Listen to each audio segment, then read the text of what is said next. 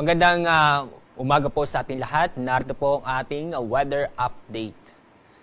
Tulad na nabanggit ko kanina, itong ITZ ay naapektuhan ang malaki pong bahagi po ng ating bansa. Itong ITZ ay magpapatuloy ng epekto nito sa malaking bahagi ng ating bansa bukas, araw ng Sabado at yun din po sa Linggo. Kaya sa araw ng Sabado at Linggo, makakaranas po ng maulap ang kalangitan na may mga kalat-kalat na pag-ulan at thunderstorm sa Palawan, ganun din po sa Western Visayas at sa Occidental Mindoro. Samantala, ito pong lalabing bahagi po ng ating bansa, asahan po sa mga araw na yon ang mga isolated na mga pag-ulan. Ngayong araw, wala po tayong gale warning, kaya safe naman po pumalaot ng ating mga kababayan sa buong kapuluan. Paalala, mag-ingat pa rin tayo dahil sa may inaasahan tayong mga pag-ulan dulot ng ITZ.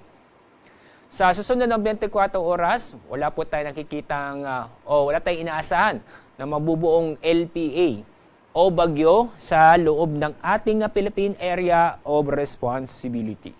Kanina nakaranas po tayo ng kalat-kalat ng pag-ulan sa Metro Manila dahil po yan sa Intertropical Convergence Zone o ITZ. Sa lagay natin yung panahon, inaasahan po ang maulap na kalangitan na may mga kalat-kalat na pag-ulan at thunderstorm sa Metro Manila. Kasama rin po ang Calabarzon, Mimaropa, Bicol Region at mga lalawigan po ng Aurora at Quirino.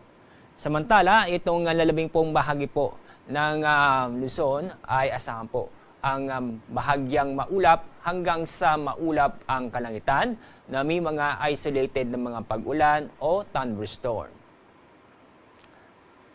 Sa Visayas at Mindanao, dahil po yan sa ITZ, itong buong Visayas at ganoon din po sa may Zamboanga Peninsula ay makakaranas din ng maulap na paporin na may mga kalat-kalat na pag-ulan at thunderstorm.